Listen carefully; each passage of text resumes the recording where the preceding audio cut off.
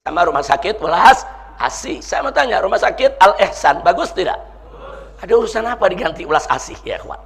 Nah, jadi ada aroma nggak suka yang berbau Arab, berbau Islam. Nah, ini kita jauhkan. Sikap rasis semacam ini haram buat umat Islam ya kawan. Haram. Karena memang beberapa waktu yang lalu sang gubernur ini terang-terangan dalam ceramahnya dia menyerang Islam. Jadi dianggap Islam ini agama pendatang, yang leluhurnya bukan leluhur bangsa Indonesia. Bangsa Indonesia punya leluhur sendiri yang leluhurnya jauh lebih mulia daripada leluhur-leluhur yang menyebarkan agama Islam. Ini ngawur ini saudara. Nah, jadi dia benci dengan Islam, dengan Arab, saudara, sehingga menumbuhkan sikap rasis.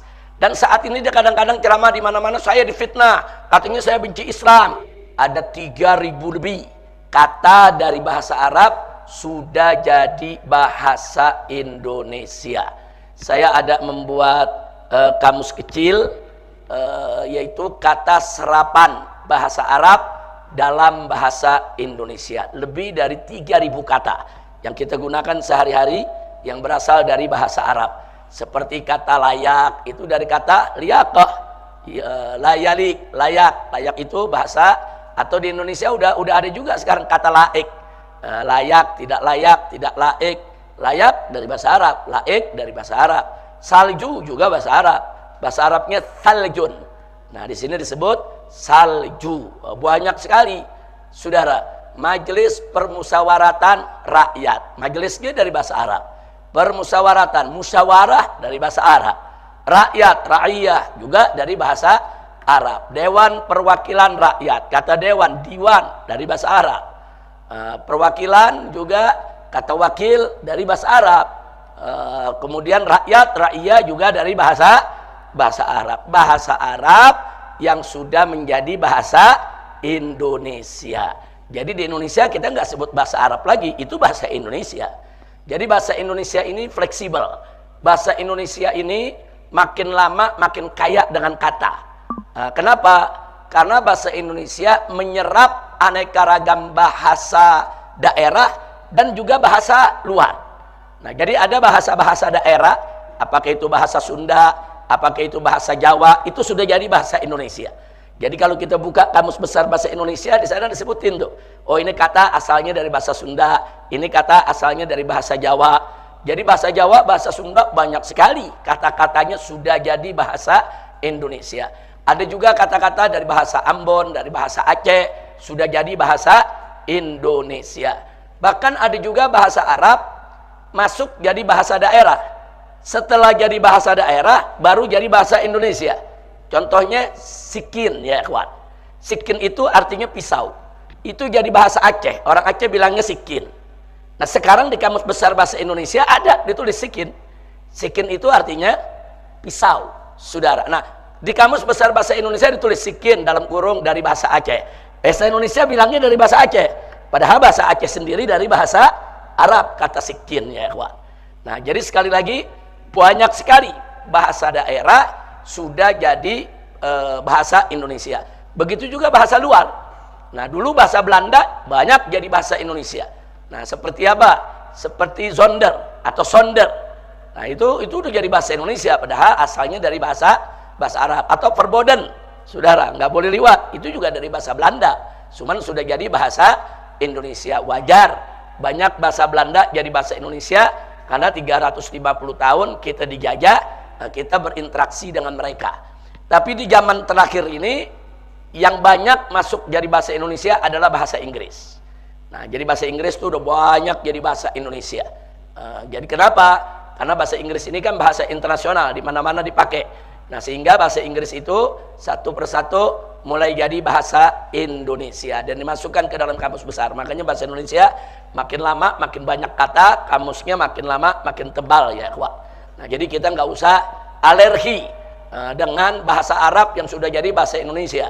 Karena masih ada orang-orang yang Islamophobia. Islamophobia tuh bawaannya kalau yang berbau Islam, berbau Arab, curiga atau khawatir atau takut atau bahkan benci ya kawan. Jadi kalau udah dengar kata ini berbau Arab, udah benci ya kawan. Ini berbahaya sekali. Seperti pengalaman kita dulu di Purwakarta, bagaimana bupatinya benci betul dengan assalamualaikum sampai minta diganti dengan sampurasun, saudara. Nah, kita bukan sampurasun itu jelek, sampurasun itu bagus, tapi nggak boleh menggantikan assalamualaikum. Silakan setelah assalamualaikum mau pakai sampurasun nggak apa-apa. Nah, atau setelah assalamualaikum kita mau tambah selamat pagi, selamat siang, selamat sore, selamat malam, silakan. Tapi jangan assalamualaikum diganti dengan selamat pagi, diganti dengan selamat malam, apalagi diganti dengan salam sejahtera. Walaupun dalam pengertiannya memang sama saja. Nah, tapi jangan, nggak boleh. Nah, tapi bagi orang-orang yang Islamofobia, benci betul kalau udah dengar Arab, Islam, benci betul, saudara. Nah, ini berbahaya. Nah, atau sekarang, saudara, kita lihat Gubernur Jawa Barat, ada rumah sakit umum daerah di Jawa Barat, namanya Rumah Sakit Umum Daerah Al-Ihsan. Nah, kenapa dikasih nama Al-Ihsan? Karena dulu waktu bangunnya kerjasama Pemda dengan basis Badan Amil Zakat. Nah, karena uangnya nih dari umat, dari infak, sodako, zakat, dibangunlah itu rumah sakit umum daerah. Jadi nggak sepenuhnya itu duit dari APBD, nggak sepenuhnya dari anggaran negara, emang dari infak dan sodako umat. Nah, maka itu pengurus basis kompromi dengan Pemda dulu, ya udah kalau gitu kasih nama Al-Ihsan. Nah, saya mau tanya, bagus gak itu nama? Bagus, tapi ada yang gerah. Nah, tahu-tahu gubernur sekarang minta ganti dengan welas asih. Saudara, kita nggak katakan welas asih itu jelek, tapi ada urusan apa Al-Ihsan diganti dengan welas asih? Kalau gubernur mau bikin rumah sakit baru, kasih nama welas asih, silakan. Bikin rumah sakit baru, namanya Rumah Sakit Sampurasun, silakan. Bikin rumah sakit baru, namanya Rumah Sakit Welas Asih, silakan, saudara. Kenapa yang sudah ada uang dari bantuan umat kok diganti dari Al-Ihsan ke Welas Asih? Kenapa? Karena dia nggak suka tuh kata Al-Ihsan. Dianggap ini Arab ini. Ini bau Islam ini Arab. Kenapa mesti Al-Ihsan? Padahal ihsan itu sudah jadi bahasa Indonesia. Iman, Islam, ihsan itu bahasa Arab yang sudah jadi bahasa Indonesia. Saudara, oh tahu-tahu begitu ditanya wartawan dia ngeles. Ah, ini kan cuma sekedar ganti nama. Tunggu dulu. Siapa bilang ganti nama itu enggak berimbas? Ganti nama itu berat, karena itu nanti menyangkut administrasi. Berarti pelangnya diganti, kop suratnya diganti, kop amplopnya diganti, stempelnya diganti. Bukan itu lagi, sertifikatnya juga diperbaiki, itu nama, perizinannya juga namanya mesti diperbaiki lagi. Itu semua biaya. Nah, jadi jangan yang konyol-konyol lah. Nama Al-Ihsan diganti, kecuali kalau namanya jelek, saudara. Wah, ini namanya jelek nih, umpamanya rumah sakit apa, rumah sakit cebok umpamanya. Nah, ini kan jelek namanya, ganti sama Rumah Sakit Welas Asih. Saya mau tanya, Rumah Sakit Al-Ihsan bagus tidak? Ada urusan apa diganti Welas Asih, ya kawan? Nah, jadi ada aroma nggak suka yang berbau Arab, berbau Islam. Nah, ini kita jauhkan. Sikap rasis semacam ini haram buat umat Islam, ya kawan. Haram, karena memang beberapa waktu yang lalu sang gubernur ini terang-terangan dalam ceramahnya dia menyerang Islam. Jadi dianggap Islam ini agama pendatang, yang leluhurnya bukan leluhur bangsa Indonesia. Bangsa Indonesia punya leluhur sendiri yang leluhurnya jauh lebih mulia daripada leluhur-leluhur yang menyebarkan agama Islam. Ini ngawur ini, saudara. Nah, jadi dia benci dengan Islam, dengan Arab, saudara, sehingga menumbuhkan sikap rasis. Dan saat ini dia kadang-kadang ceramah di mana-mana, saya difitnah, katanya saya benci Islam, saya difitnah, saya dilawan, katanya saya begini begitu. Bukan difitnah, fakta. Anda merubah Purwakarta dari kota santri jadi kota berhala, berhalanya masih ada sampai sekarang. Nah, fakta. Anda mengganti assalamualaikum dengan sampurasun, bukan fitnah, fakta. Nah, kini juga fakta. Anda mau ganti kata Al-Ihsan dengan welas asih, saudara. Jangan apa namanya? Jangan kelewatan, jangan nanti di Bandung ada juga Rumah Sakit Hasan Sadikin, diganti juga lagi nanti. Nah, itu kan Hasan kan juga bahasa Arab, Sadikin bahasa Arab. Itu kan nama tokoh Jawa Barat dulu. Hasan Sadikin itu dulu nama tokoh besar di Jawa Barat, diabadikan namanya jadi rumah sakit, saudara. Nah, terus bagaimana? Terus sekarang nanti kamar jenazah mau diganti jadi kamar layah begitu. Atau kamar bangke. Astagfirullahaladzim. Jenazah bahasa Arab, saudara. Jadi nggak usah menanamkan atau mengaplikasikan dalam kehidupannya kebencian, sikap rasis, fasis terhadap sesuatu yang berbau Islam. Nah, ini yang perlu saya sampaikan ya ikhwan. Nah, jadi silakan bikin rumah sakit yang banyak. Yang satu nama rumah sakit Welas Asih, yang satu rumah sakit apalah, dikasih nama, silakan. Yang sudah ada bantuan umat, duit dari umat, nggak usah dikutak-katik. Karena ganti nama aja, jangan kita bicara rumah sakit nih MS nih. Kalau besok ganti nama, ya berarti kan lambangnya ganti. Berarti tulisan-tulisan MS-nya diganti. Berarti buku-buku yang dicetak di MS, kertas-kertas, surat-surat semua diganti. Itu biaya, saudara, bukan enggak. Nah, begitu akte notarisnya juga mau nggak mau diurus, dirubah lagi tuh.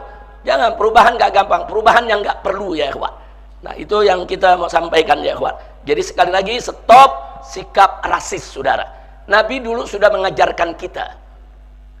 Pada saat muhajirin datang ke Madinah, Nabi ajarkan kepada muhajirin dan ansor, nggak ada itu pribumi, nggak ada itu pendatang ya ikhwan. Mereka semua muslim bersaudara. Nah, tiba-tiba ada Abdullah ibn Ubay ibn Salul yang mencoba, saudara, mempropagandakan sikap rasis. Dia katakan kita nih pribumi orang-orang yang mulia, sedangkan muhajirin itu datang orang-orang yang hina, orang-orang yang rendah. Itu marahnya Nabi luar biasa. Sampai Sayyidina Umar Ibn Khattab radhiyallahu ta'ala anhu datang kepada Nabi. Apa beliau katakan? Ya Rasulullah, murni an aqta'a ra'sah. Ya Rasulullah, perintahkan aku untuk aku tebas batang leher orang ini. Masya Allah. Kenapa? Karena Abdullah ibn Ubay ibn Salul ini dodongkotnya munafik. Nah, dia mencoba melakukan propaganda. Oh, ini kita nih pribumi orang Madinah, muhajirin tuh pendatang.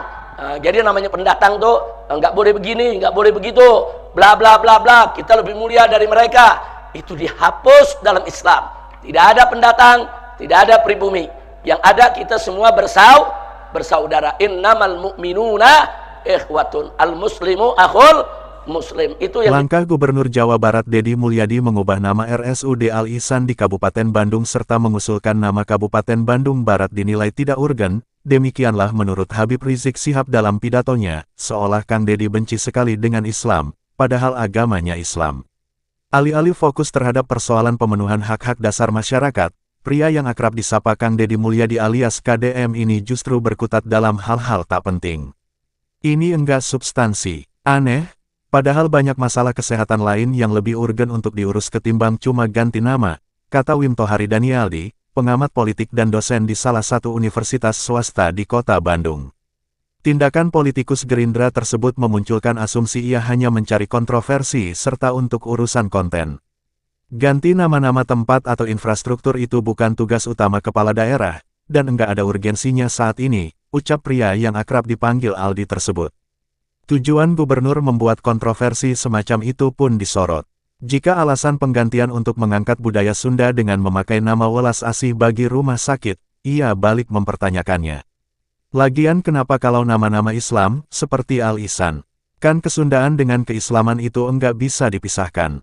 Mana ada identitas Sunda tanpa agama Islam? Ucap pria yang pernah aktif di Himpunan Mahasiswa Islam, HMI, Cabang Bandung saat berkuliah.